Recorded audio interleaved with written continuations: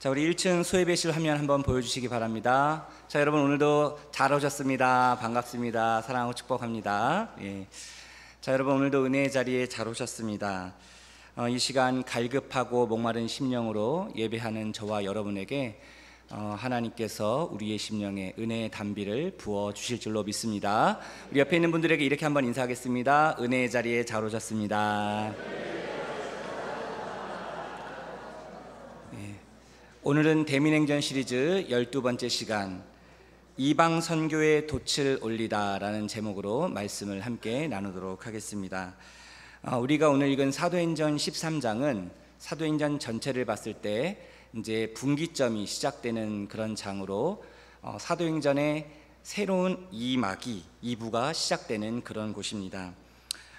사도행전 13장을 이제 기점으로 해서 복음은 예루살렘에 머물지 않고 하나님이 선택하신 그 안디옥 교회를 통하여 전 세계로 확장되어지게 됩니다. 하나님은 이 안디옥 교회에 있었던 바나바와 사울을 통해서 이방 선교의 돛을 올리고 성령의 바람을 타고 복음이 땅끝까지 복음의 항해를 이루어갈 수 있도록 하나님께서 이끌어 가십니다. 이처럼 기독교 2000년 역사에 있어서 중요한 전환점이 되었던 이 이방 선교를 위하여 하나님이 꼭 집어 사용하셨던 그 안디옥 교회, 이 안디옥 교회를 복음의 전초 기지로 삼으셨습니다. 그렇다면 이방 선교에 돛을 올렸던 이 안디옥 교회, 이 교회는 과연 어떠한 교회였을까? 자, 오늘 본문을 통해서 이 안디옥 교회의 세 가지 모습을 함께 살펴보며 그 은혜를 함께 나누고자 합니다. 그렇다면 첫 번째 안디옥 교회의 모습은 무엇이었습니까? 자, 안디옥 교회는 만민을 위한 보편적인 신앙 공동체였습니다. 저를 한번 따라해 주시기 바랍니다. 만민을 위한 보편적인 신앙 공동체였습니다. 자, 오늘 본문 1절 말씀인데요. 1절 말씀 같이 함께 읽어보겠습니다. 안디옥 교회에 선지자들과 교사들이 있으니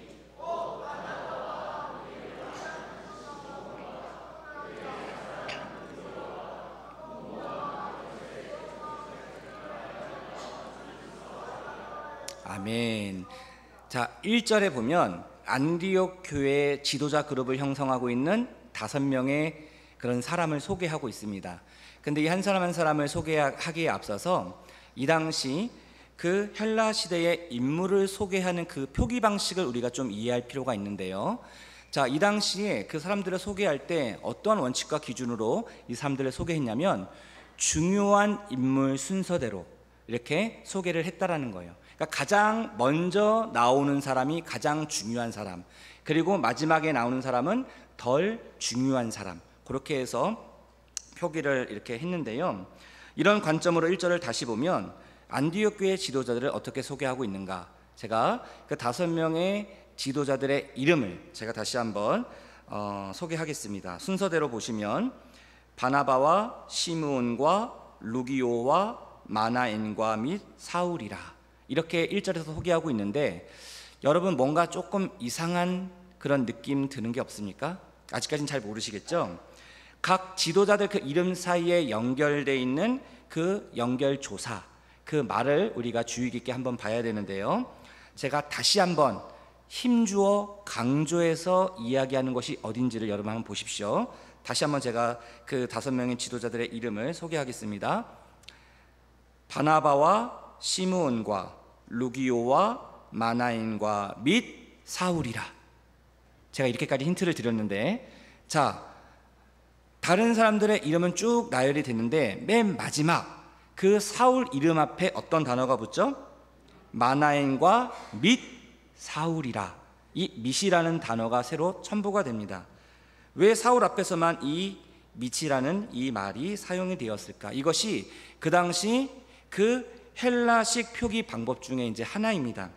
중요한 인물 순서대로 쭉 나열을 하되 그 그룹에 속한 자들 중에 별로 중요하지 않은 사람, 그리고 그 존재의 의미가 부각되지 않은 사람, 맨 마지막에 및 누구누구라고 이렇게 표기를 했다라는 것이죠.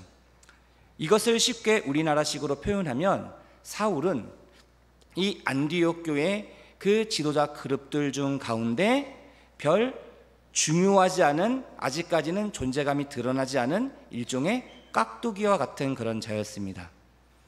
여러분, 어린 시절 동네에서 이렇게 친구들과 주변에 있는 사람들과 같이 이렇게 놀다 보면 서로 팀을 나누어 게임을 하는 경우들이 많이 있었죠. 저도 어린 시절 생각해 보면 구슬치기, 딱지치기, 지역마다 그게 이름이 조금씩 다르더라고요. 저희는 오징어포라고 했는데 지역마다도 달라요. 그리고 여러 가지 이제 표현들을 하는데, 팀을 나누어 이렇게 게임을 하다 보면 꼭 그런 사람들이 한두 명씩 있습니다. 힘이 약하거나 몸이 불편하거나 나이가 어려서 그 게임에 참여할 수가 없는데 떼를 쓰는 겁니다. 나도 여기 참여해 달라고. 그러면은 그 사람을 어떻게 하면 되는 겁니까? 그 사람을 깍두기로 여기면 됩니다. 깍두기의 특징은 뭐죠? 게임에 룰이 필요 없습니다. 그 규칙대로 하지 않아도 죽지 않아요. 계속 영원 불사입니다. 불사조죠. 왜 그렇습니까? 깍두기는 게임에 참여는 하지만 그 게임에 영향을 미치지 않는, 마치 투명 인간 취급을 하는 겁니다. 그런 사람이 깍두기죠. 존재의 의미가 별로 드러나지 않는 그런 사람. 근데 지금 마치 이 사울이 이 안디옥 교회 지도자 그룹의 이런 깍두기와 같은 자였어요. 그 바나바가 이 사울을 챙겨서 지도자 그룹에 들어오긴 했지만, 오늘 소개를 보는 것처럼 맨 마지막에 그것도 별로 중요하지 않은 사람으로 소개를 하고 있다는 것이죠. 이것이 무엇을 말해주는 겁니까? 사울은 바나바와 함께 그 안디옥 교회에 1년 동안 공동 목회를 하면서 많은 성도들을 가르쳤습니다. 하지만 아직도 이 바나바에 비해서, 다른 지도자들에 비해서 이 사울은 지도자로서 아직 덜 검증이 되었다라는 거예요. 이 말은 무슨 말이냐? 아직도 성도들 가운데 이 사울을 의심하고 있는 사람들이 있었다라는 거예요. 왜 그렇습니까? 여러분, 이 사울이 어떤 사람이었습니까? 그 다메섹 도상에서 부활하신 주님을 만나기 전에 이 사울은 어떤 사람이었어요? 스데반이 순교하는 그 자리에 가장 근처에 앞장서서 있었던 자였고, 그 유대교회 가장 행동대장으로 교회를 핍박하고 성도들의 집집마다 찾아 들어가서 그 성도들을 잡아다가 감옥에 넣었던 사람입니다. 살기 등등했던 핍박자, 바로 그 사람이 사울이었지요. 그런데 사도행전 9장에 이 사울이 그 부활하신 주님을 만나고 회심을 하게 됩니다. 하지만 그 회심했던 그 사울이 다메섹에서 복음을 전하고 예루살렘에서 복음을 전했을 때 그 유대인들이 유대교를 배반했다라는 그 이유로 이 사울을 죽이려고 했습니다. 그리고 이 사울이 복음을 전하는 그 자리에 있었던 많은 성도들, 심지어 사도들도, 그리고 제자들도, 그리고 성도들도 그 사울을 그대로 받아들이지 못했다라는 거예요. 의심의 눈초리로 경계하면서 보고 있었다라는 것이죠. 실제로 사울은 회심한 그 이후에 아라비아 광야로 가서 홀로 3년 동안 경건의 훈련의 시간을 갖게 됩니다. 그리고 고향 다소에 가서 이 사울은 마치 실패자처럼 13년 동안 혼자 칩거하며 그곳에 숨어 지내야만 했다라는 것이죠. 아라비아 광야에서 3년, 고향 다소에서 13년, 총 16년 동안 이 사울은 역사의 무대에서 사라지게 됩니다. 사람들의 주목하는 자리에서 사라지게 돼요. 그러다가 이 바나바가 그 안디옥 교회에 파송을 받아서 왔는데, 그 목회를 하다 보니 혼자 감당할 수 없어서 고향 다소에 있었던 그 사울을 데리고 옵니다.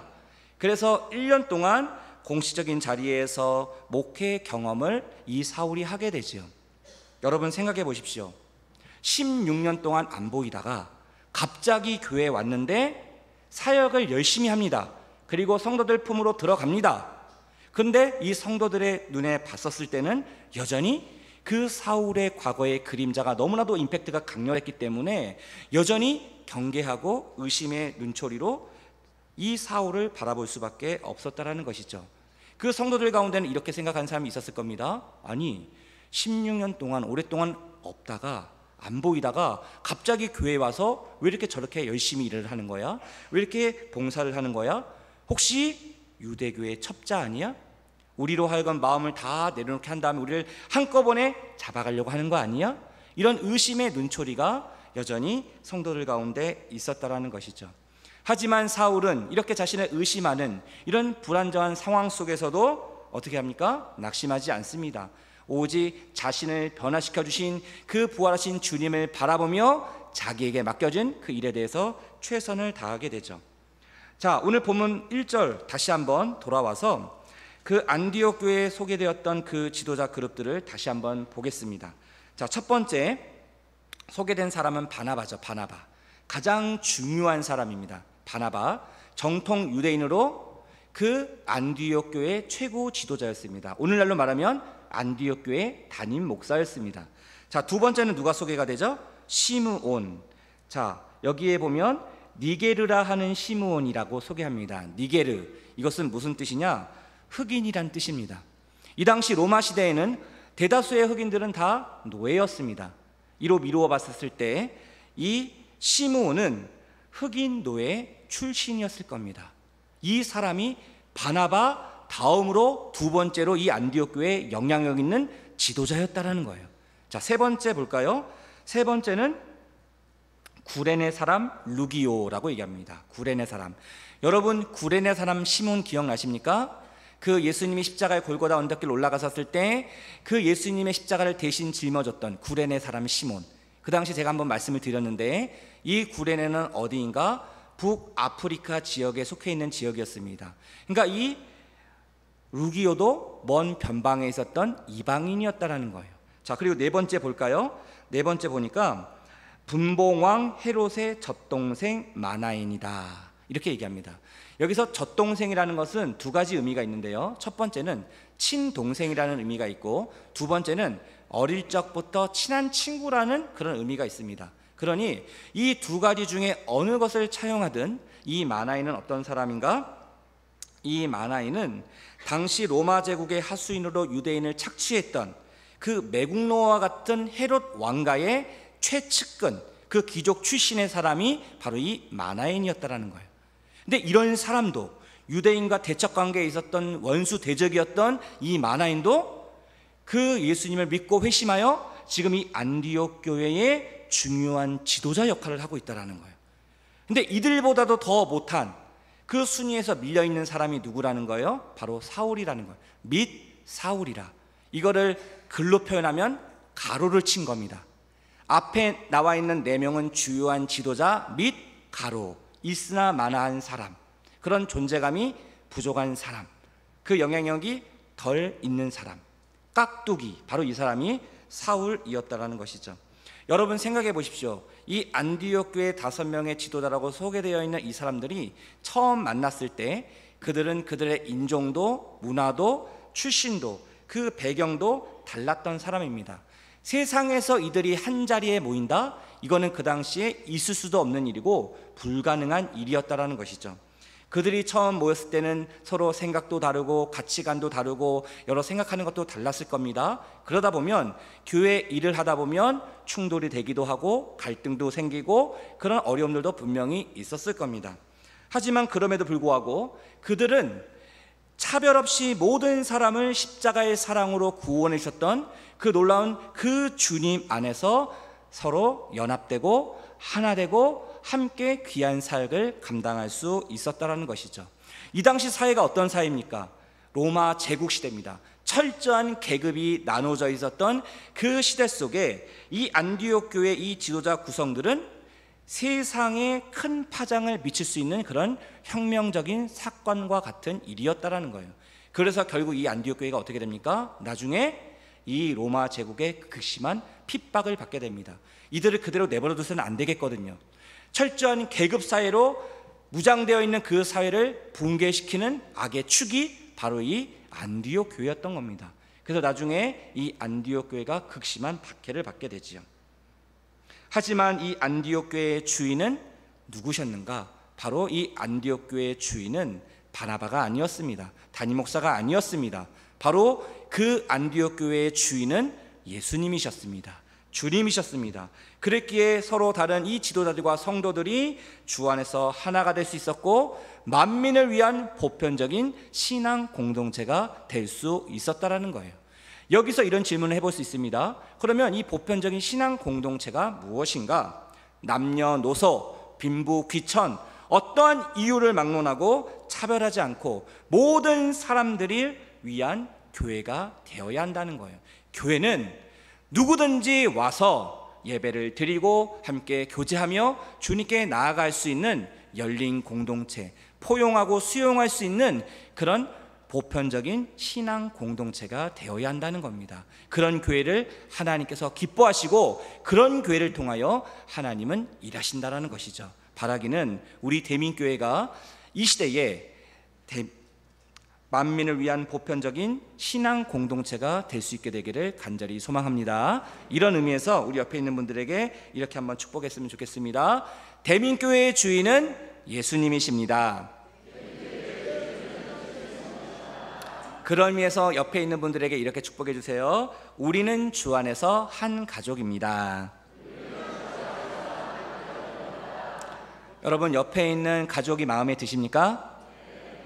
네, 되게 영혼이 없는 대답처럼 이렇게 느껴지는데 정말 그렇죠? 네, 우리는 하나님을 우리의 아버지로, 한 아버지로 믿고 고백하며 우리는 주 안에서 한 형제 자매된 그런 자들입니다. 그런 자들이기 때문에 우리는 믿음 안에서 한 가족이고 천국 시민 하나님 나라의 백성인 줄로 믿습니다. 자, 두 번째로 안디옥 교회의 모습은 어떤 모습이었는가? 자, 두 번째로 안디옥 교회는 주를 섬겨 금식할 때 하나님의 응답을 받았던 교회입니다. 저를 따라해 주시기 바랍니다. 주를 섬겨 금식할 때 하나님의 응답을 받았습니다. 자, 2절 말씀인데요. 2절 말씀 같이 함께 읽어보겠습니다. 주를 섬겨 금식할 때에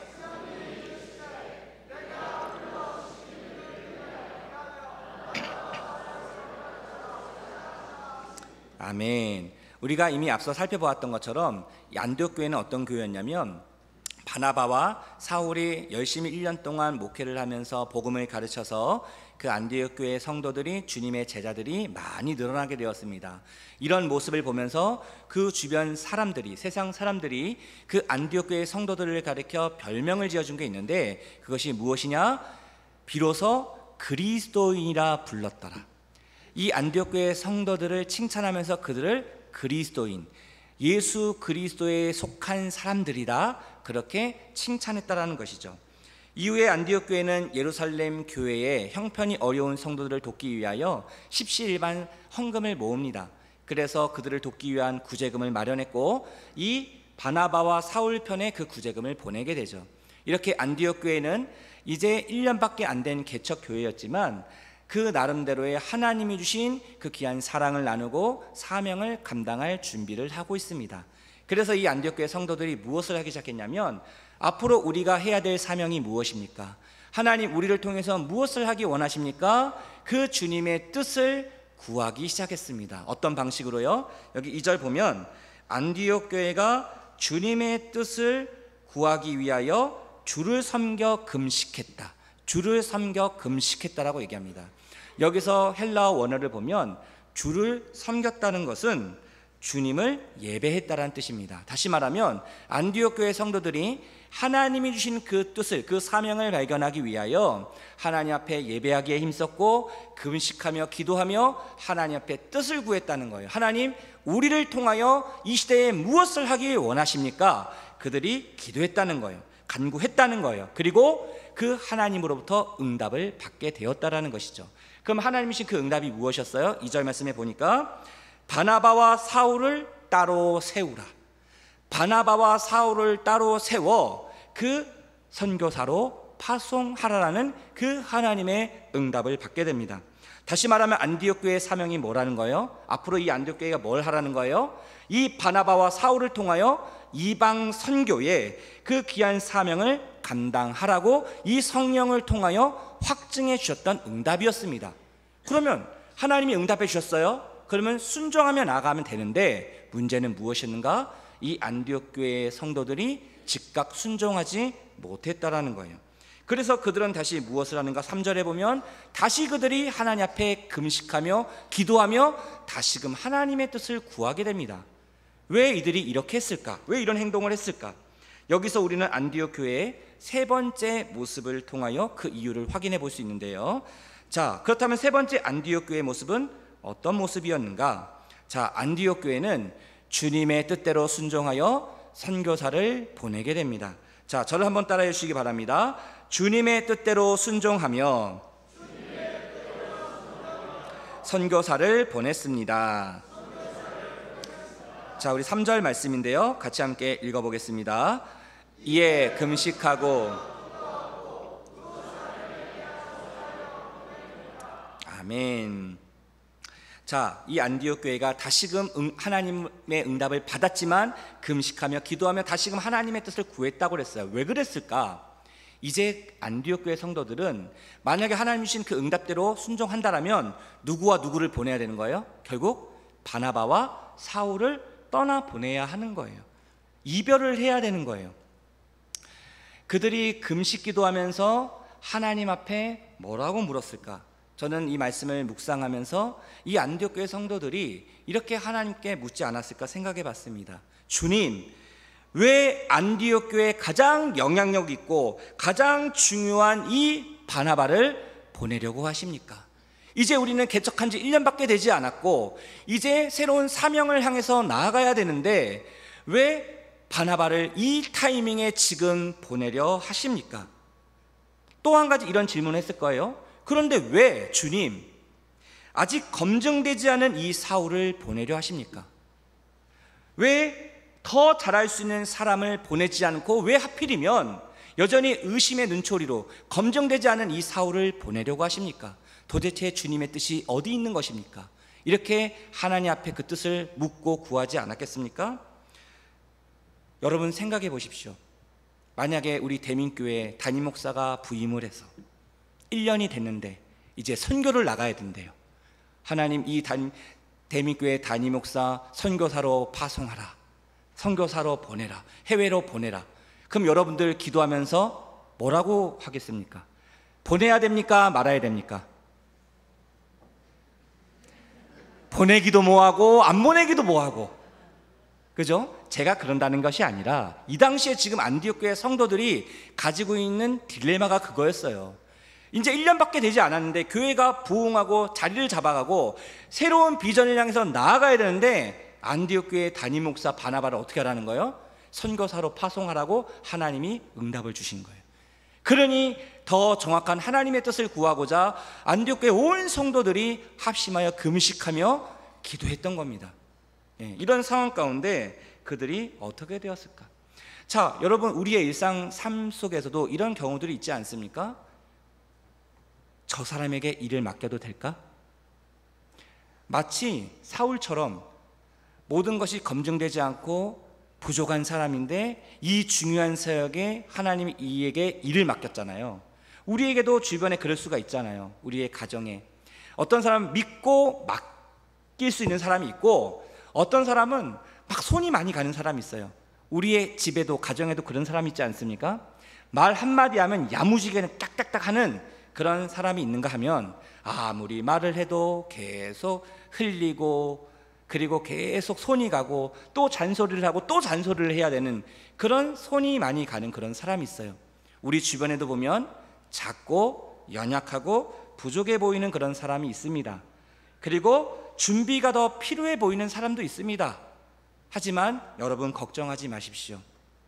하나님의 놀라운 원리는, 하나님의 놀라운 은혜는 연약한 자를, 작은 자를, 소외된 자를 하나님이 택하시고 부르셔서 그 약한 자를 통하여 하나님의 나라를, 하나님의 생명의 역사를, 하나님의 구원의 역사를 이루어 가시는 분이 우리 하나님이신 줄로 믿습니다. 여러분, 성경에 나오는 많은 사람들을 보십시오. 그들은 많은 자들이 약하고 부족하고 허물이 많은 자들이었습니다. 그런 자들이었지만 나는 작지만 내 안에 계신 그 크신 주님이 계신다라는 것을 확신하며 나아가는 자들을 통하여 하나님은 그의 믿음을 통하여 놀라운 하나님의 역사를, 하나님의 구원의 역사를 이루어 가셨던 것입니다. 우리는 연약합니다. 나는 부족합니다. 나는 허물도 많고 실수도 많고 너무 부족하지만 내 안에 계신 그 예수 그리스도께서 크고 강하신 분이시기에 그 주님을 믿고 의지하며 나아갈 때 하나님께서 그런 우리의 믿음을 통하여 놀라운 하나님의 역사를 이루어 가시는 줄로 믿습니다. 여러분, 옆에 있는 분들을 바라보십시오. 이렇게 한번 격려해 주세요. 걱정하지 마세요. 한 번 더 두려워하지 마세요. 주님이 함께 계십니다. 여러분, 내가 하는 것이 아니죠. 누가 하시는 겁니까? 주님이 하시는 것이죠. 내 안에 계신, 나와 함께 가시는 그 주님이 나를 통하여, 우리의 믿음과 순종을 통하여 일하고 역사하신다는 것이죠. 이 안디옥 교회의 성도들이 처음에 하나님의 응답을 받고 바나바와 바울을 따로 세워 파송하라는 이야기를 들었을 때, 그들은 이 하나님의 응답에 이 자기네들이 당면했던 그 현실, 앞으로 헤쳐가야 될 그런 여러 가지 문제들, 복잡했을 거예요. 그래서 다시 한번 하나님의 뜻을 구했을 겁니다. 금식하며 하나님의 뜻을 구했을 때 결국 이들이 어떤 결정을 하게 되는가? 그들은 그들의 모든 마음의 생각들, 판단들, 그리고 소원들, 이 모든 것을 다 내려놓게 됩니다. 그리고 온전한 주님의 뜻에 순종하게 되죠. 그래서 이 안디옥 교회가 무엇을 하게 됩니까? 하나님이 말씀하신 대로, 응답하신 대로 바나바와 사울을 안수하여 선교사로 보내게 됩니다. 이것이 하나님의 뜻이라면 하나님의 뜻대로 하겠습니다. 5명의 지도자들 중에 2명이 빠지는 거잖아요. 머리와 꼬리가 빠지는 거잖아요. 그 가운데 쓴 3명의 지도자들이 있지 않았습니까? 시몬과 루기오와 마나인. 이 사람들을 통하여 하나님이 이 안디옥 교회를 이끌어 가셨다라는 거예요. 당장 우리가 볼 때는 이 사람이 빠지면 다 무너질 것 같아요. 이 사람이 빠지면 안 될 것 같아요. 하지만 그 사람이 빠지더라도, 그 안디옥 교회 담임 목사가 빠지더라도, 다른 곳에 가더라도 하나님의 교회는 누가 책임진다는 겁니까? 주님께서, 예수님께서 이 교회를 운행하시고 모든 것을 이끌어 가신다라는 거예요. 사울, 부족한 사람이었어요. 검증되지 않은 사람이었어요. 여전히 의심에 많은 사람이었어요. 그럼에도 불구하고 하나님이 쓰시겠다 하시면 하나님께서 이 사울을 통하여 놀라운 하나님의 역사를 이루어 가실 거라는 그 확신과 믿음이 이 안디옥 교회 성도들이 다시 한번 기도하면서 하나님으로부터 확증을 받게 되었다라는 겁니다. 바라기는 우리 대민교회가 이 안디옥 교회처럼 하나님이 주인 되시는 교회, 그 예수님께서 모든 것을 이끌어 가시는 그런 이 시대의 안디옥 교회 같은 교회가 될 수 있게 되기를 주님의 이름으로 축복합니다. 저는 오늘 이 말씀을 묵상하면서 그런 하나님이 거룩한 꿈을 주셨어요. 66년 전에 바로 이 땅, 이 자리에 우리 주님께서 우리 대민교회, 다시 말하면 배로 비유하면 대민호의 선장이 되어 오셔서 이 대민호를 출항을 시키신 거예요. 이 거칠은 세상을 향하여 출항을 시키셨습니다. 그리고 선교에 돛을 올리며 성령의 바람을 따라 지금까지 이 지역과 민족과 세계 열방을 향하여 복음의 항해를 이루게 하셨다라는 거예요. 바라기는 이 대민호에 탑승한 저와 여러분, 우리 모든 성도들이 하나님의 은혜 가운데, 진리 가운데, 사랑 안에서 하나 될 수 있게 되기를 간절히 소망합니다. 우리의 외모도 다르고 성격도 다르고 우리가 지금까지 살아왔던 모든 배경도 다르지만 주님 안에서 우리가 한 지체임을 우리가 기억하고 주님이 주시는 말씀과 기도로 그 주님의 뜻을 깨닫고 믿음으로 순종하며 우리를 향한, 우리의 가정을 향한, 우리 공동체를 향한 이 시대의 하나님의 사명을 감당하며 나아갈 수 있는 귀한 하나님의 공동체들 될 수 있게 되기를 주님의 이름으로 축복합니다. 우리 마지막으로 옆에 있는 분들에게 이렇게 축복합시다. 대민호의 선장은 주님이십니다. 마지막 한 번 더 이렇게 축복해 주세요. 복음의 항해를 믿음으로 완주합시다. 기도하겠습니다. 우리 대민교회의